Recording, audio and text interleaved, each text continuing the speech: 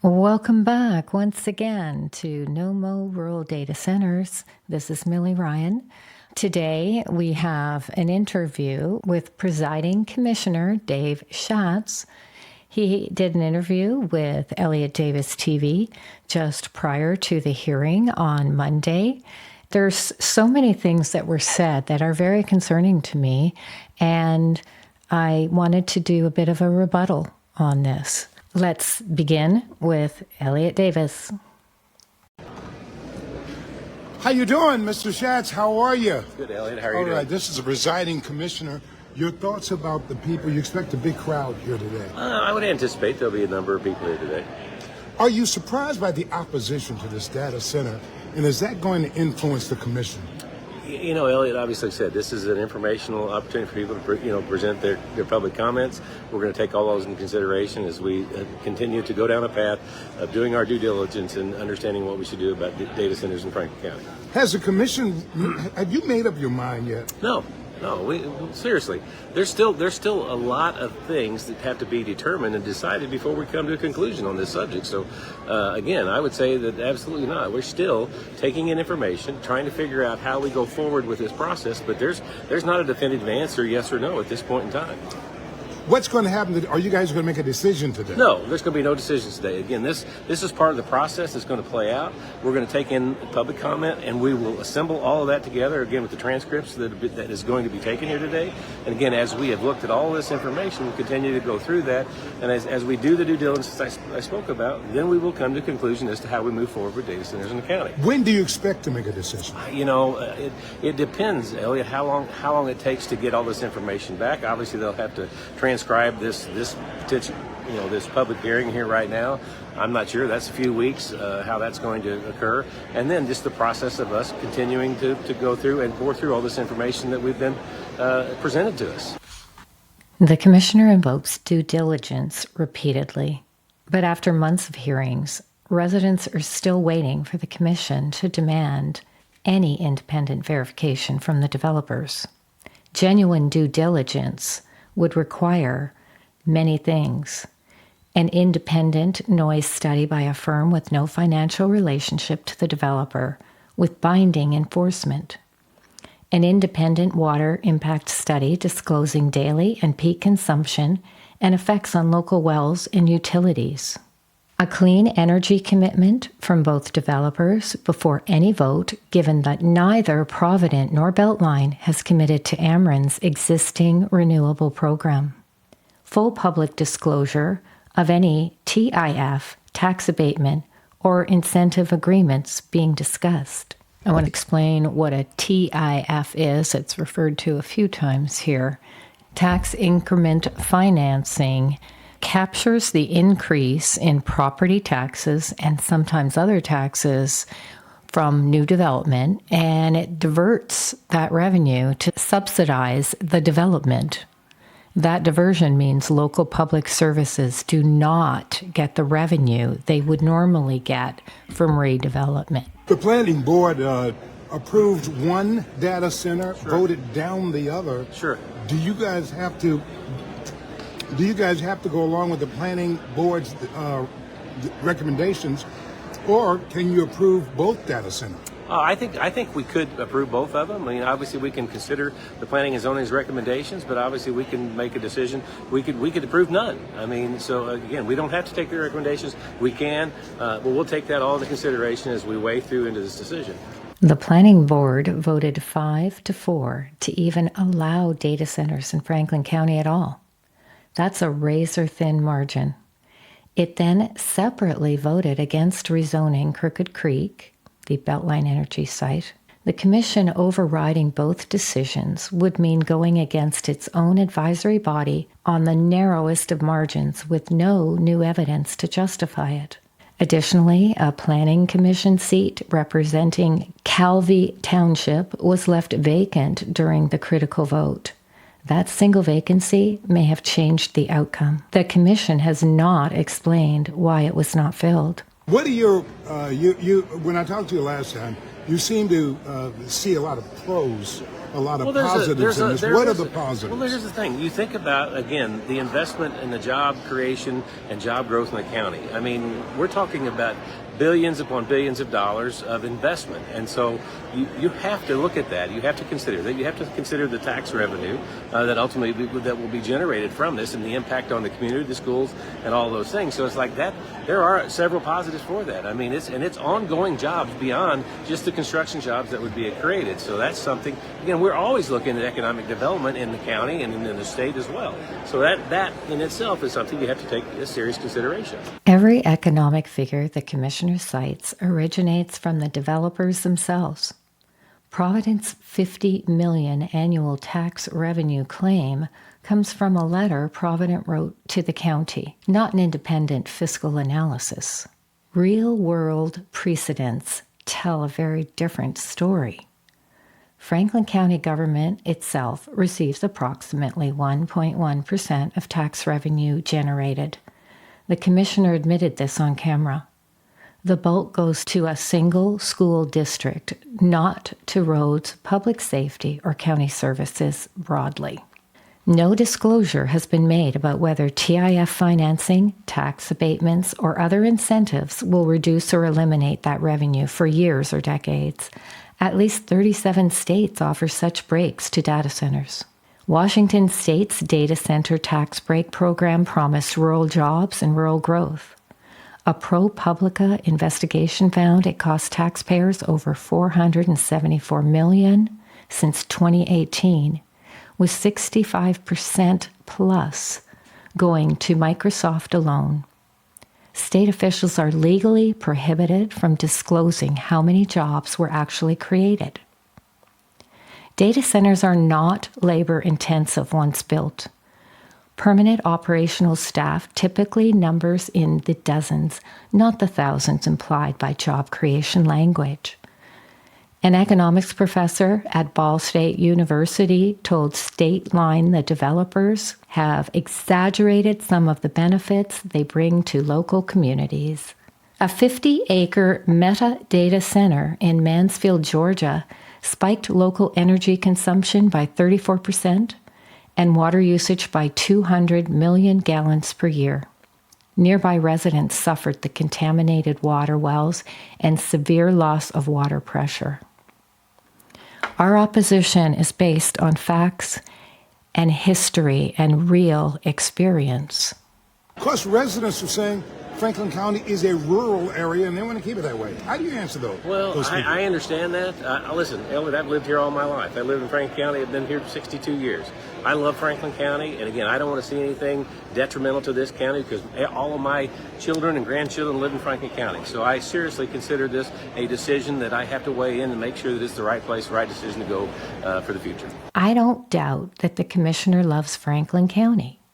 But the question isn't whether he loves the county, it's whether he will require enforceable protections before approving industrial rezoning of an agricultural land next to the Shaw Nature Reserve. Diamond Farms sits directly beside Shaw Nature Reserve, a 2,400-acre division of the Missouri Botanical Garden dedicated to native ecosystem protection.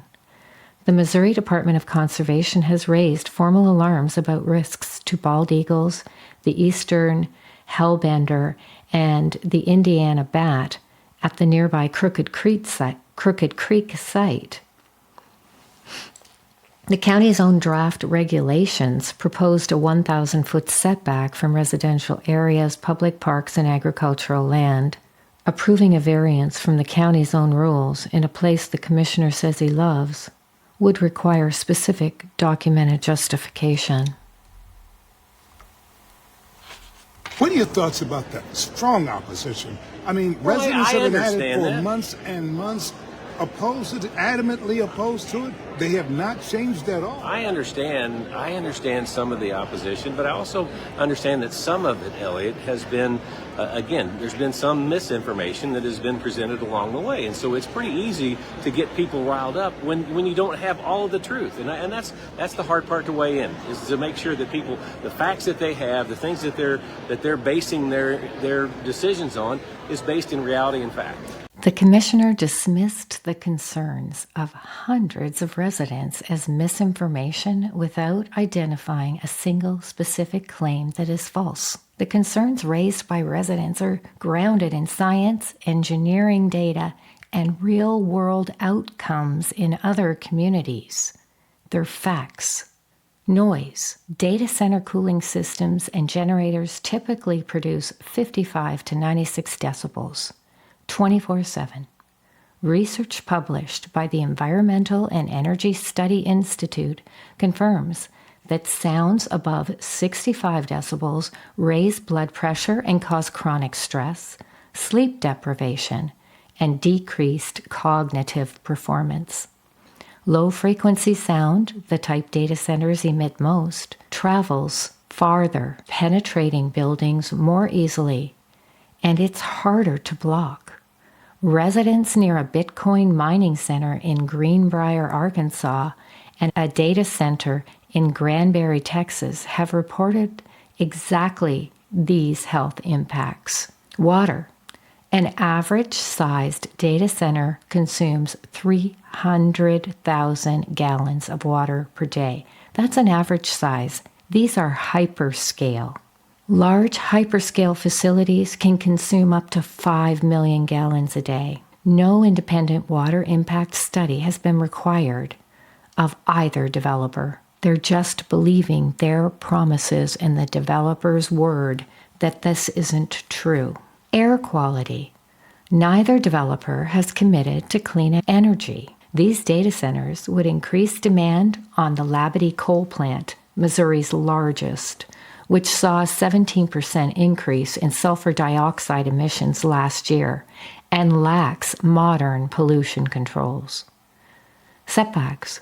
The county's own draft rules proposed 1,000-foot setbacks from residential areas. The current proposals do not meet the standard. This is a documented engineering concern, not a rumor. Calling these concerns misinformation is a dismissal. The burden is on the commission and the developers to disprove each of these concerns with data and facts, not rhetoric. You saw what happened in Festus. The council, 4 council members got voted out when they supported the data center. Do you worry about that happening here? Do you worry about your job if you approve this deal? No. Elliott, here's the thing. I ran for public office multiple times. Again, made lots of decisions, tough decisions. I voted thousands and thousands of votes that I took when I was in Jeff City and throughout that process. Again, I don't weigh into whether or not that's going to cost me a re-election or not. I want to make sure that I make the right decision for the right reasons, not whether or not politically it's going to be able to move me down the ladder or up the ladder one way or the other. The commissioner frames Festus as a tale about losing elections, but the Festus situation is also a legal and procedural one that Franklin County needs to pay attention to. After the Festus City Council approved a $6 billion, 360-acre data center, 4 of 8 council members were voted out. Residents then filed a lawsuit alleging illegal rezoning decisions, insufficient public notice, and private meetings concerning the project that should have been public. In St. Charles, Missouri, less than an hour from Franklin County, the City Council officially and permanently banned large-scale data centers within city limits. The council passed the legislation in a 7-1 vote, officially closing the gap in the city's zoning code by adding a specific definition for data centers, because they are not listed as permitted or conditional use anywhere in the city. The ruling effectively blocks new data center developments. Monterey Park, California voted to ban all data centers. Prince George's County, Maryland paused all data center projects after community opposition and a formed task force. New Brunswick, New Jersey turned a proposed data center site into a public park instead. The lesson from Festus is not that elections have consequences. It is that approvals made without adequate public process invite legal challenges, community fracture, and lasting institutional damage.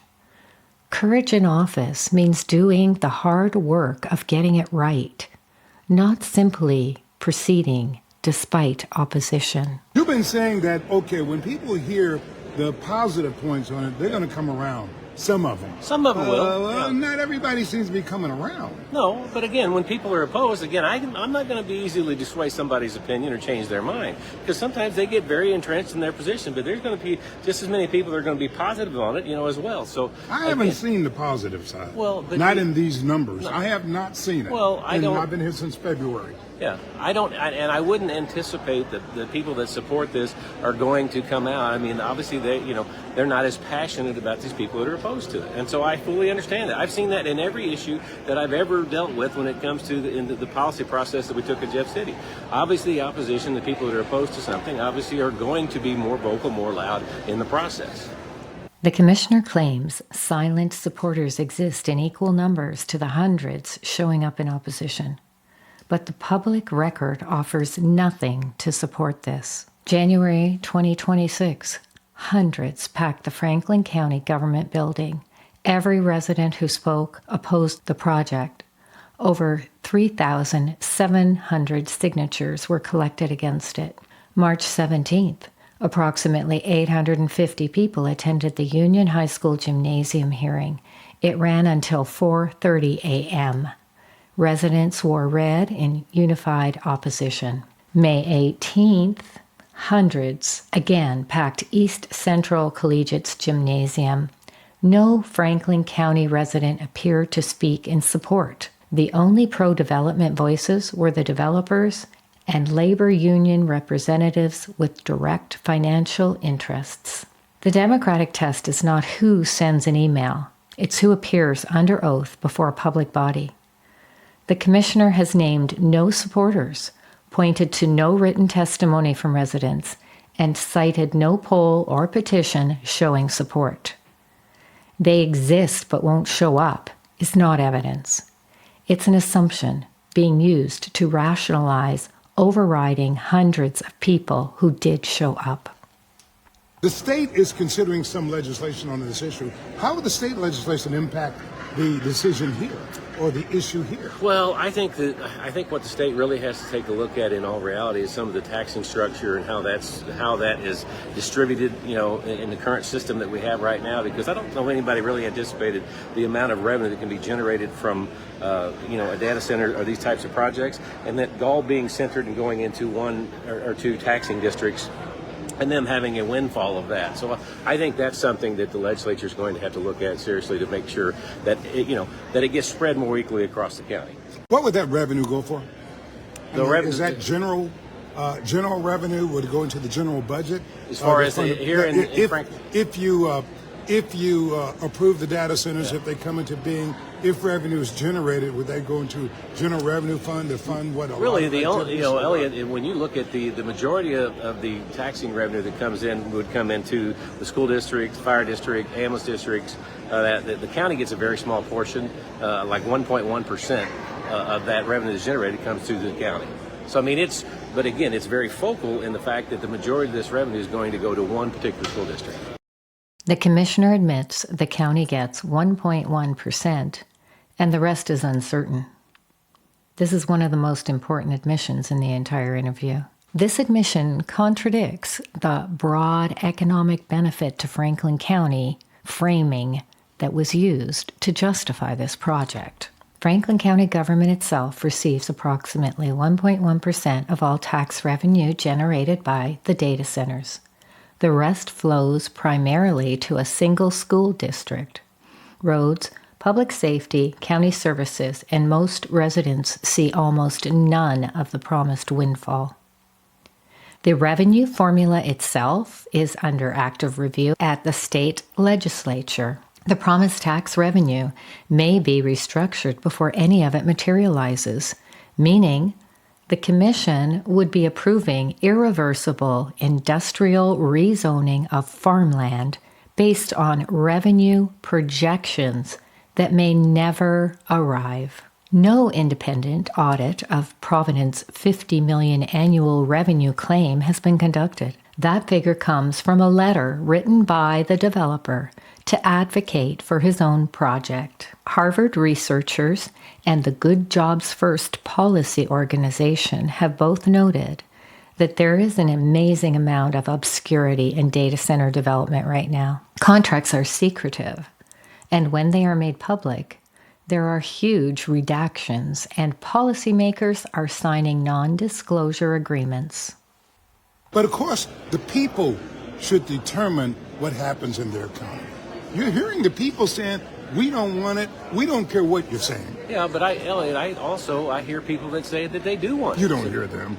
Oh yes, I do. I get email. I talk to people. Elliott, they're out there. Obviously, there's people that are supportive of this. And so again, when you have that conversation, again, they're not going to be as vocal as loud or come out in the numbers that are here today in order to make that statement. The commissioner's evidence of public support is emails he says he has received and conversations he says he's had. That can't be verified, cross-examined, or entered into public record. Over 3,700 verified petition signatures opposing the projects. National and local media coverage, CNN, ABC, Fox 2, and KSDK, confirming the scope and consistency of opposition across every public meeting. A Bank of Washington boycott campaign spread to national financial news demonstrating how deeply and broadly the community feels about this issue. In any democratic process, public testimony carries more weight than private communications. The Commission is not obliged to act on what it hears in private emails. It's obliged to respond to what hundreds of constituents have said on the record. Is it likely that if you approve one, you're going to approve both? We're not, like I said, we're not making any decisions today, Elliott. So there's no decisions. I mean, I know maybe not today, but in your heart of hearts, is your thoughts that if you approve one, you're going to approve both of them? No, I don't. Again, I don't think that decision's been made. Okay. I don't think that we've landed on that decision. I can promise you, I don't think that, and I'm not speaking just for me, but any of the other commissioners as well. This issue is still under consideration. We're still in the process, and it's going to continue till this is part of the process. Having this hearing, this public hearing today, is just part of the process that has to play out in order for us to make a decision. Ultimately, you guys make the final call. Yes, that is the way the process is set up. Yes. All right. Thank you, sir. The Commissioner has confirmed that Franklin County Commission has the final authority. It can approve both data centers, approve one, modify or reject both, even overriding the Planning Board authority. With that authority comes accountability for the outcome. Franklin County residents have been consistently asking for three things before any vote. Require independent, non-developer funded engineering studies on noise, water, and air quality with binding commitments attached to any approval. Obtain a definitive and outsourced second legal opinion on whether a public referendum is permissible. Do not override the Planning Board's rejection of Crooked Creek without specific documented findings that address concerns the Planning Board cited. Before I go, I have a final word to the commissioners. Please look at the country right now. Community after community is rising up against data center development. The protests are not isolated. They're everywhere. People fighting for their water, their air, their land, their quiet. Doesn't that tell you something? When this many Americans are saying enough, shouldn't it give you pause? And ask yourself honestly, why does the United States need this many data centers? Who benefits, really? Because it isn't the people living next to them. You're trusting the developers' promises. But what if you're wrong? What if the jobs don't materialize the way they've said? What if the revenue projections don't pan out? What if, and this already happened at data centers across the country, it's in the news, you can look it up. The air quality suffers, the water is compromised, the noise never stops, and the land is changed forever. These aren't hypothetical fears. These are documented realities at facilities, just like the ones being proposed here. So I'll leave you with this question. When your children and grandchildren ask you about this vote, are you certain that you can look them in the eye and say you made the right call? Because once that zoning change is made, there is no going back. Please keep an open mind to all of the information you've been given in the pleas of the people, and choose carefully.